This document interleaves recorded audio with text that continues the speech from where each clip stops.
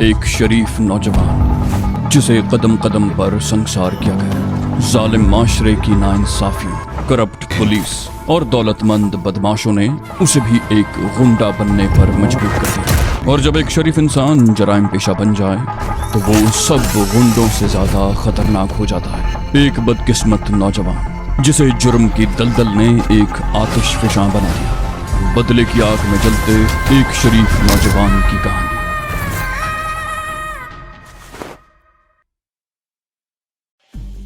3 दिन मजीद कराची में रहने के बाद वो लोग लाहौर जाने के लिए रेलवे स्टेशन पहुंच गए। डिकोस्टा उन्हें सी ऑफ करने के लिए आया था। तेजगाम का वक्त था और कैंट स्टेशन पर बेपनाह हुजूम था। आज सुबह जब डिकोस्टा टिकट लेने गया था तो उसे बताया गया था कि 15 दिन से पहले किसी ट्रेन का टिकट दस्तयाब नहीं।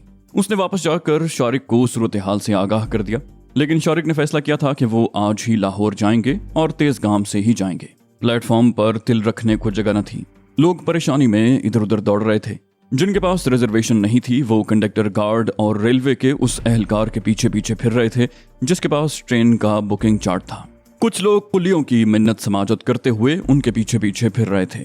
शारिक उन्हें एक जगह छोड़कर गेट के करीब पहुंच गया जहां बहुत से लोग रेलवे के उस एहलकार को घेरे खड़े थे जिसके पास बुकिंग चार्ट था। शारिक हुजूम में घुस गया और उस एहलकार को बाजू से पकड़कर खींचता हुआ एक तरफ ले गया। रेलवे एहलकार परेशान हो गया। शारिक ने जेब से 500 का एक नोट निकालकर उसकी मुट्ठी में दबा दिया। बोला, ये तुम्हारा नजराना है, फर्स्ट क्लास के 3 टिकट।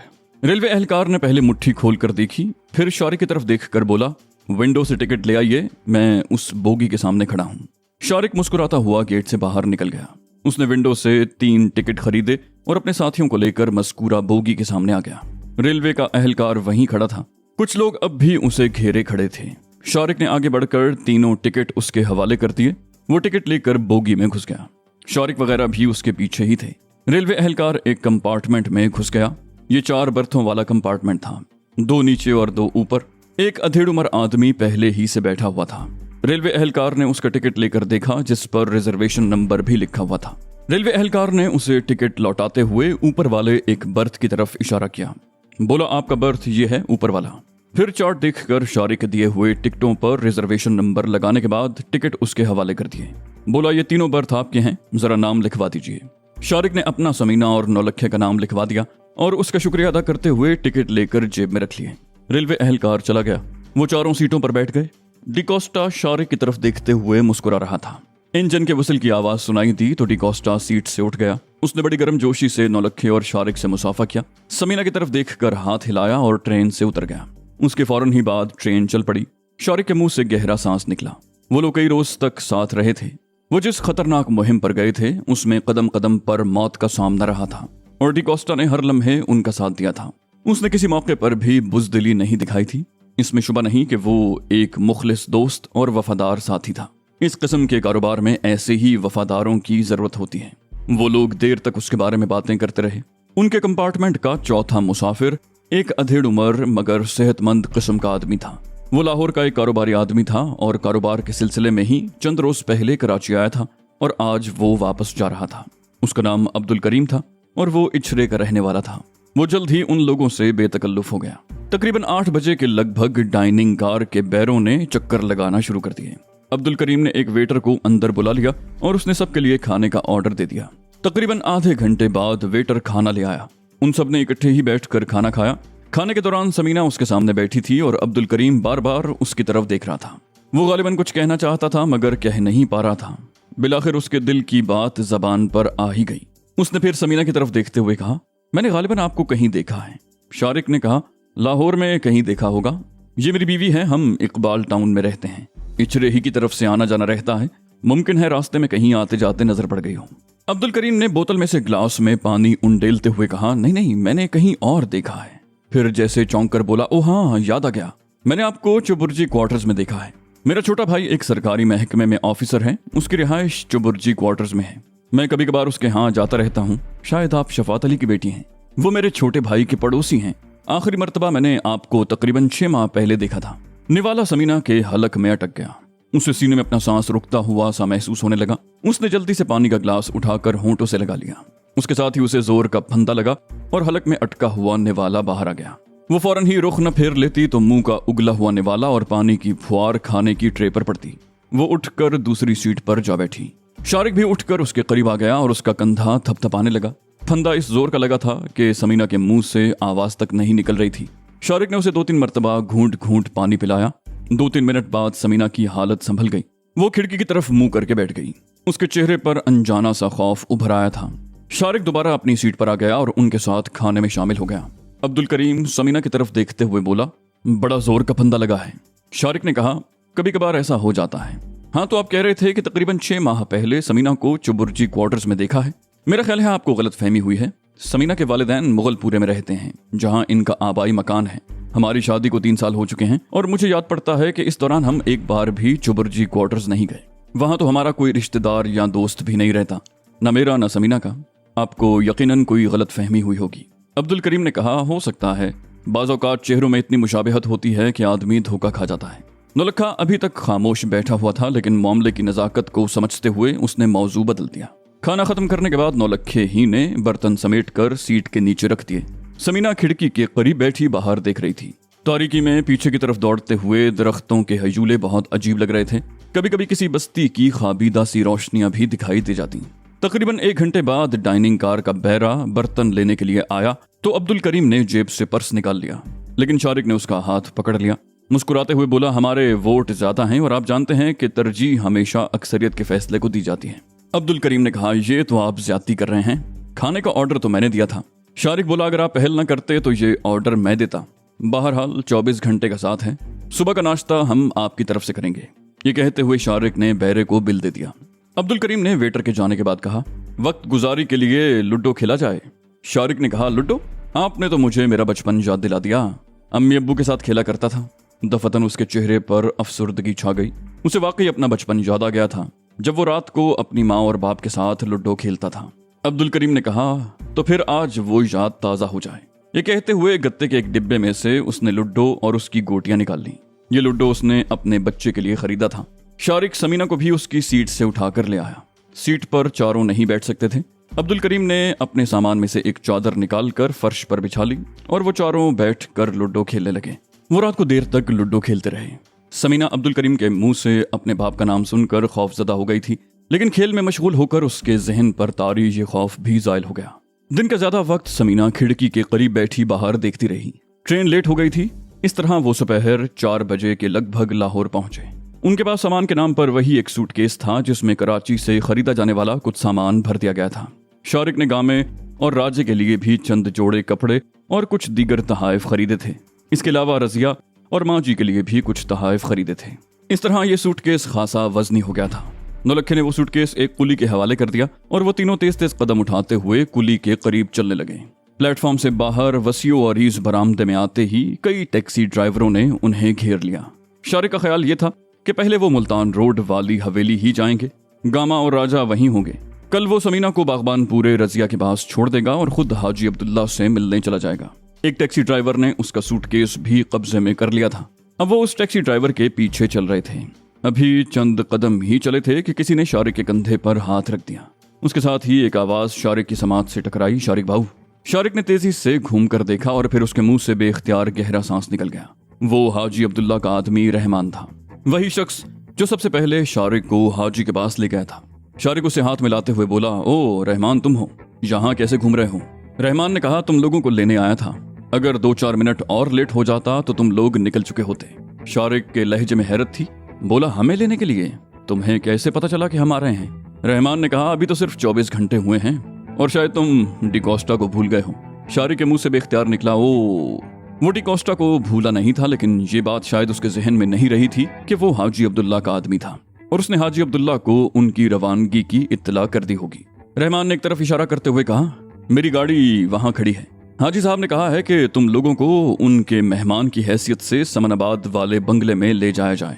शारिक बोला, मेरा ख्याल था कि मैं हाजी साहब से कल मिलूंगा, लेकिन बहरहाल। शारिक खामोश हो गया और टैक्सी ड्राइवर की तरफ देखने लगा जो उनका सूटकेस टैक्सी की डिग्गी में रख रहा था।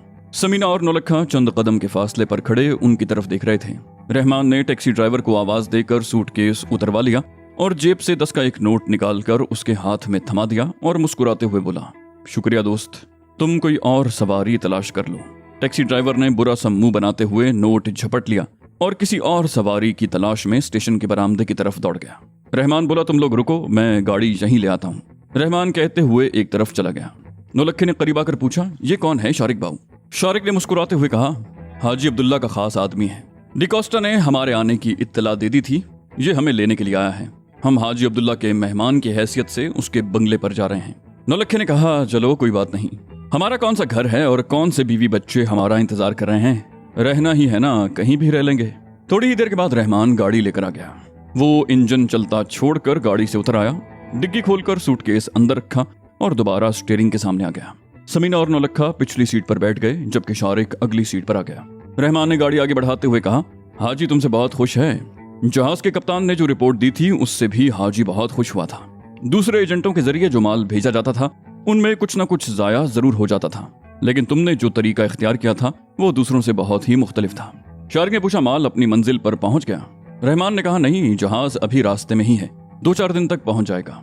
गाड़ी मुख्तलिफ रास्तों से होती हुई चुबुर्जी वाली सड़क पर पहुंची तो समीना ने बेचैनी से सीट पर पहलू बदला। गाड़ी जैसे ही चुबुर्जी क्वार्टर्स के गेट के सामने पहुंची, समीना एकदम नीचे झुक गई। गेट के अंदर वाली सड़क से उसका भाई मोटरसाइकिल पर आ रहा था और मोटरसाइकिल को गेट से बाहर लाने से पहले इधर उधर देख रहा था। काफी आगे निकल जाने के बाद समीना सीधी होकर बैठ गई। गाड़ी समनाबाद मोड़ से बाईं तरफ घूम गई और फिर मुख्तलिफ सड़कों से होती हुई एक बंगले के गेट के सामने रुक गई। गेट बंद था। हॉर्न की आवाज सुनकर अंदर की तरफ खड़े हुए एक आदमी ने ऊपर से बाहर झांका और फिर गेट खोल दिया। गाड़ी गेट में दाखिल होकर पोर्च में रुक गई। बरामदे में भी एक आदमी खड़ा था। रहमान इंजन बंद करके नीचे उतर आया और डिग्गी खोल दी। रहमान ने बरामदे में खड़े हुए शख्स की तरफ देखते हुए कहा, खादिम, ये सूटकेस उठाकर कोने वाले बेडरूम में रख दो। वो खादिम था। उसने चादर ओढ़ रखी थी। डिग्गी में से सूटकेस उठाते हुए चादर का एक कोना ढलक गया और उसके कंधे से लटकी हुई क्लैशनकोफ नजर आने लगी। वो सूटकेस उठाकर अंदर चला गया। शारिक वगैरह भी गाड़ी से उतर आए थे। वो रहमान के साथ ड्राइंग रूम में आ गए। रहमान ने कहा, तुम लोग नहाकर कपड़े बदल लो, फिर चाय पर इत्मीनान से बातें होंगी। समीना ने पूछा, मेरा सूटकेस कहाँ रखा है? रहमान ने जवाब दिया, राहदारी में दाईं तरफ आखिरी कमरे में। समीना ड्राइंग रूम से निकल गई। तकरीबन आधे घंटे बाद वो सब ड्राइंग रूम में जमा थे। उसके कुछ ही देर के बाद खादिम ने उनके सामने चाय लगा दी। चाय के साथ खाने पीने के लवाजिमात भी थे। रहमान ने चाय का घूंट लेते हुए पूछा, ये मुल्ला बशीर पंजगोरी का क्या किस्सा था? शारिक ने कहा, लॉन्च नजर आतिश हो जाने के बाद जहाज के कैनेडियन कप्तान ने हमें मस्कत के साहिल पर उतार दिया।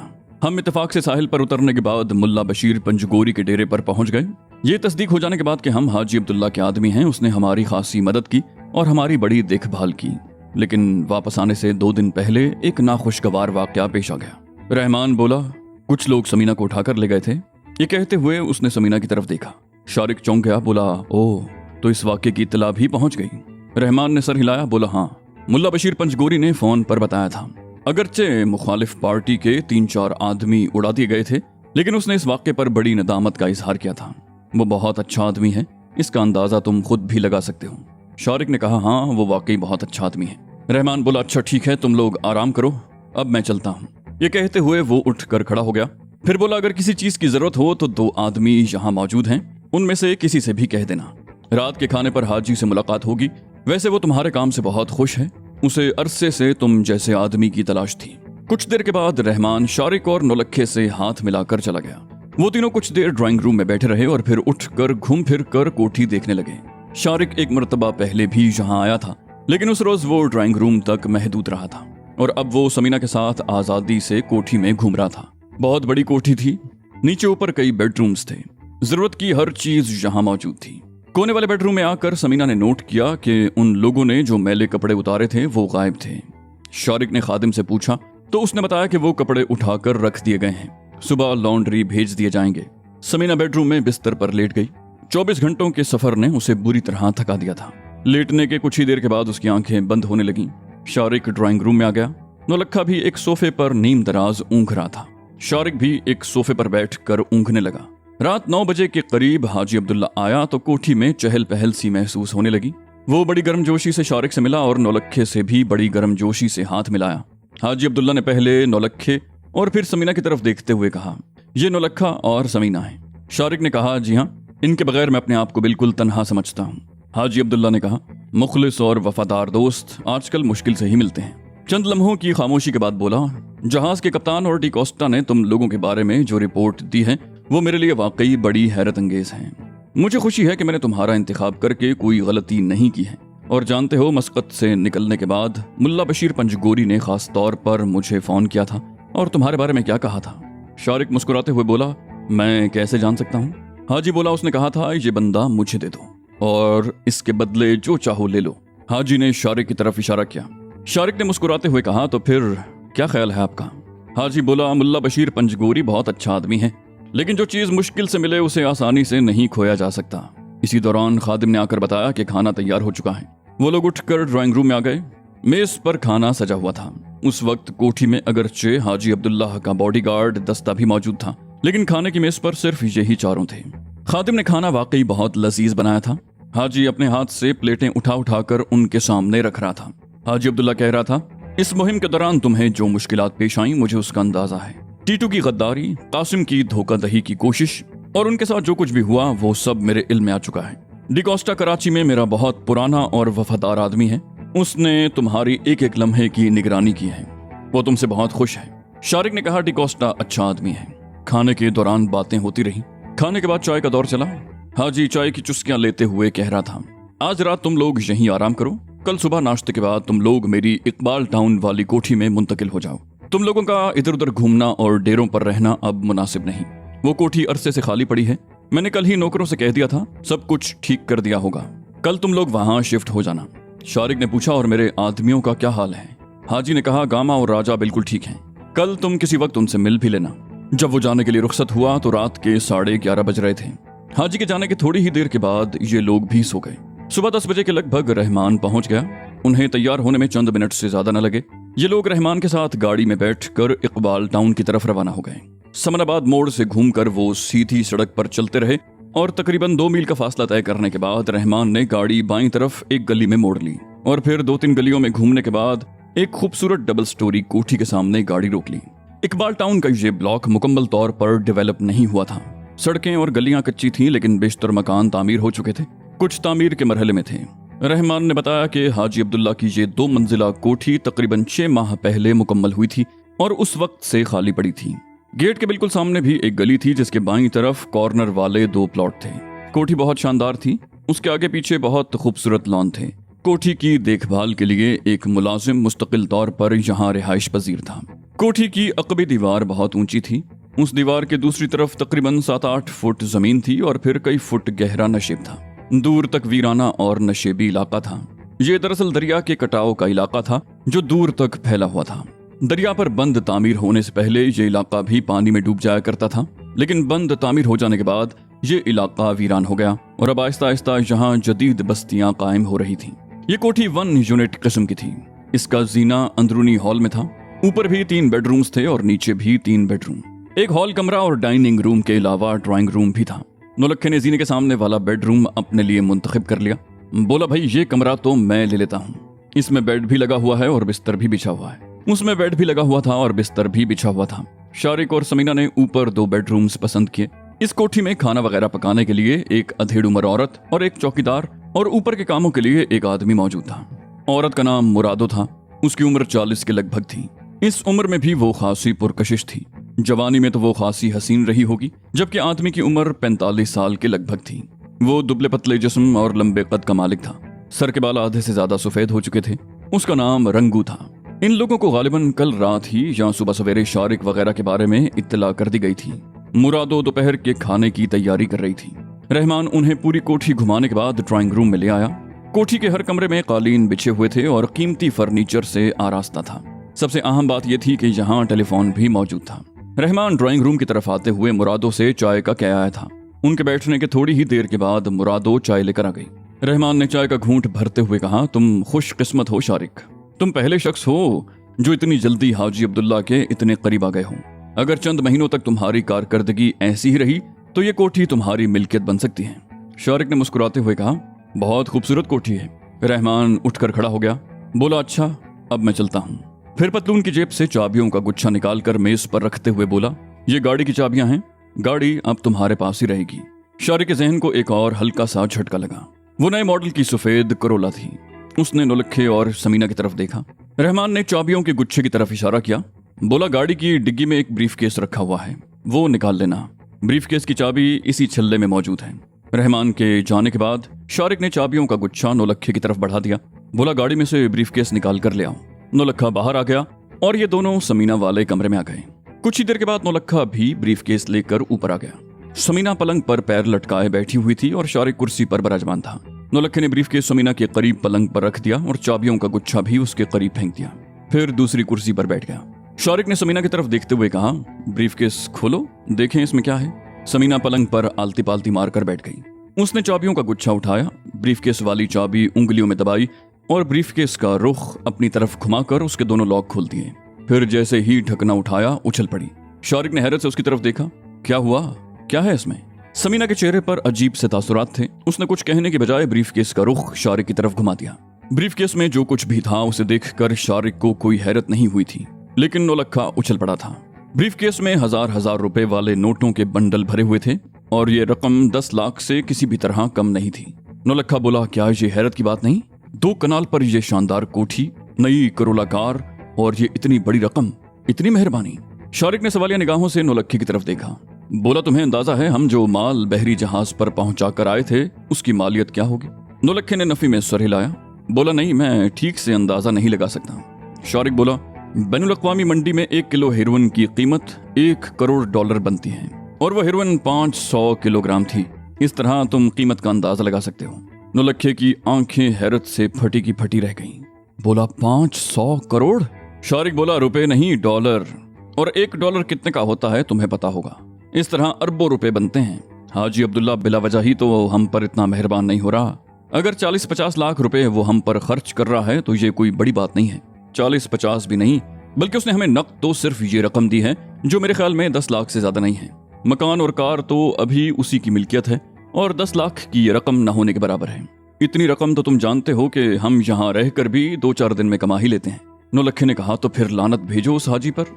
इतने दिन तक मुसीबत उठाएं, कदम कदम पर पंजा आजमाई करते रहें और दिया क्या, सिर्फ 10 लाख। मैं तो कहता हूँ ये रकम भी उसके मुंह पर मारो और अपने डेरे पर चलो। शारिक ने मुस्कुराते हुए कहा, मेरे ख्याल में हमारे लिए ये सौदा भी महंगा नहीं है। इस मर्तबा समीना ने सवालिया निगाहों से उसकी तरफ देखा। बोली, वो कैसे? शारिक ने मुस्कुराते हुए कहा, तजर्बा, बैनुल-अक़वामी ताल्लुकात जो कल हमारे काम आ सकते हैं। नौलक्खे ने गहरा सांस लेते हुए कहा, तो फिर ठीक है शारिक बाबू, चंद रोज हाजी अब्दुल्ला की रोटियों पर ही ऐश करते हैं। शारिक ने कहा, यही करना पड़ेगा, हमें चंद रोज और हाजी के साथ रहना पड़ेगा, उसके बाद हम उससे अलहदगी इख्तियार कर लेंगे। नौलक्खे ने कहा, ठीक है, जैसी तुम्हारी मर्जी। वैसे मुझे तो अपना डेरा ही अच्छा लगता है शारिक बाबू। शारिक बोला, अभी चलते हैं डेरे पर, लो पहले ये संभाल लो।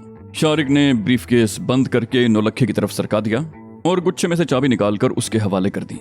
नौलक्खे ने कहा, मैं कहाँ संभालूंगा, इसे अपने पास ही रखो। शारिक ने मुस्कुराते हुए कहा, नहीं, ये ब्रीफकेस तुम्हारा है, मेरा या समीना का इस पर कोई दावा नहीं है। नौलक्खे ने हैरत से उसकी तरफ देखा। बोला, ये क्या कह रहे हो शारिक बाबू? समीना ने कहा, ठीक कह रहे हैं, इसे अपने कमरे में अलमारी में रखकर अलमारी की चाबी जेब में डालो और तैयार हो जाओ, हम डेरे का चक्कर लगा कर आएंगे। नौलक्खा चंद लम्हे हैरत से उन दोनों की तरफ देखता रहा, फिर नोटों से भरा हुआ ब्रीफकेस उठाकर कमरे से निकल गया।